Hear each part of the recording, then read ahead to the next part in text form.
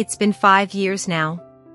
5 years of wondering if I'm still her mother in her heart, or just the woman her father claimed destroyed our family.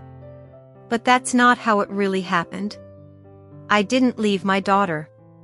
I was thrown out. The truth? I had waited. Waited until her 18th birthday. Waited until I knew she wouldn't be dragged into a custody battle, until she was grown enough to choose for herself. I had packed my plans into silence. I stayed through every cruel whisper, every slammed door, every bruising word, and icy dinner. I stayed because of her.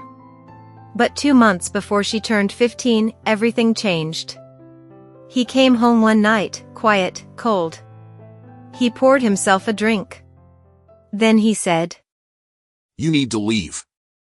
Tonight." I stared at him, heart hammering. What are you talking about? He leaned against the counter, smug. "I told Chloe you were cheating. With someone from your work. She saw a message I made up. You should have cleared your phone better." I blinked. My vision blurred. What? You lied? She believes it. I made sure. I told her you planned to leave us both. That you never loved either of us. You said you were leaving anyway, so I sped it up. You're out. Tonight. I collapsed into a chair.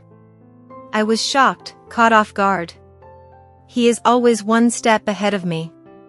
No money. No car. No warning. And worst of all? No daughter. She refused to speak to me. She believed him every twisted word.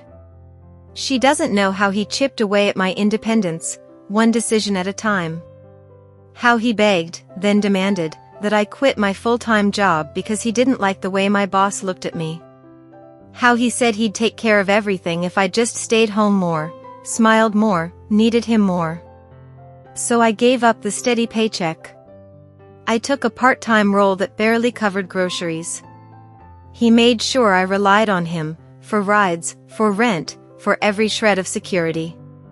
And then, like it was nothing, he left me empty-handed. And within a week, his mistress moved in. Chloe called her Angela. Angela cooked dinner in my kitchen.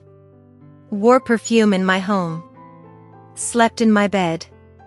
Chloe sent me a message, "I'm glad you're gone. She's nicer than you." That was the first time I truly felt the weight of erasure. I became a ghost. The woman everyone assumed had run off with another man, heartless and reckless. But in truth, I was sleeping on benches. Shelters were full. I bathed in gas station sinks. Applied for jobs with swollen eyes and an empty stomach. I sent emails from library computers, using scraps of borrowed time. I begged God for one day of peace. One night, hungry and cold, I collapsed outside a bakery. The owners called the police. At the station, an officer offered me a bottle of water and asked if I had any family. I said, yes. But they think I'm dead. He looked at me with pity but no answers.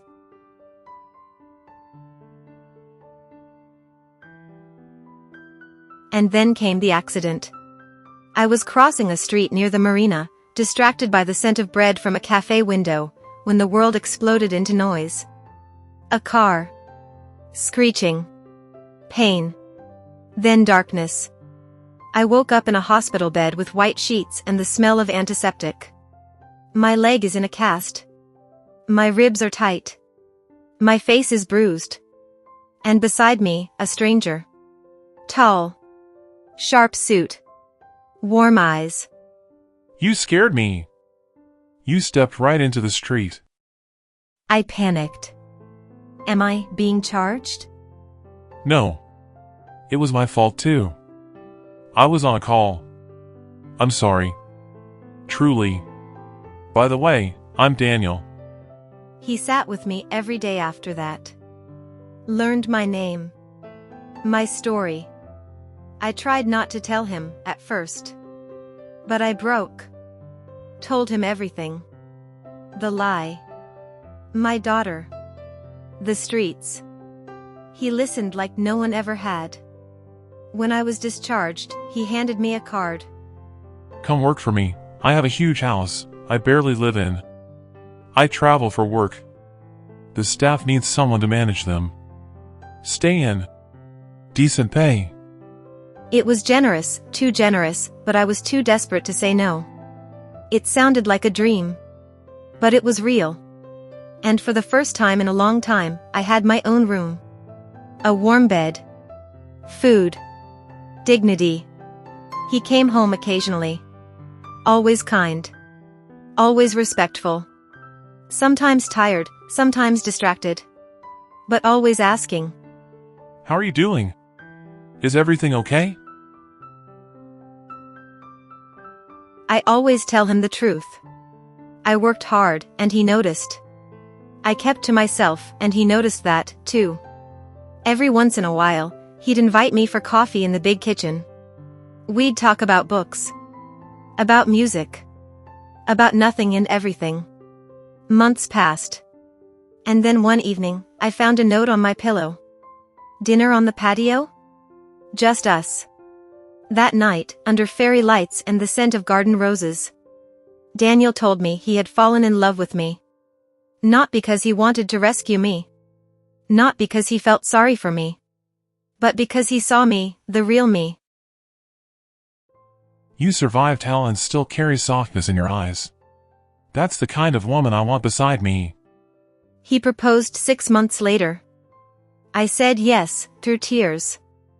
But I still thought of Chloe. Every night. Every birthday. What I didn't know was that she had started to wonder. She had seen the cracks in the story. Her father drank more. Fought with his mistress. The woman who replaced me was cold. Harsh. Controlling. Chloe missed me. She missed my cooking. My laugh. My prayers at bedtime. And one day, she found the journal. Hidden in a locked drawer. Her father's drawer. It was my journal. The one I thought I had lost. Full of letters to her. Full of the truth. She read every page.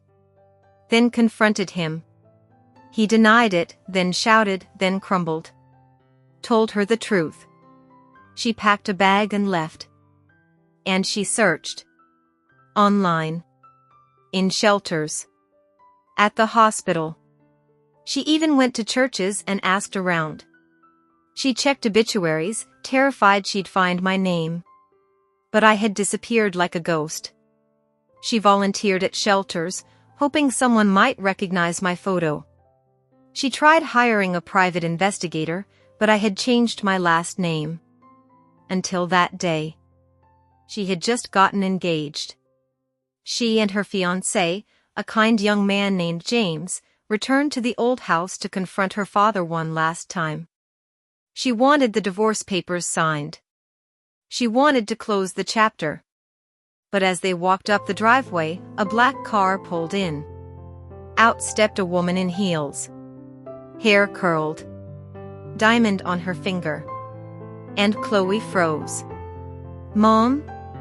Her father dropped the glass in his hand. I turned. My heart almost stopped. Her face. Older. Wiser. And wet with tears. "Chloe," I whispered.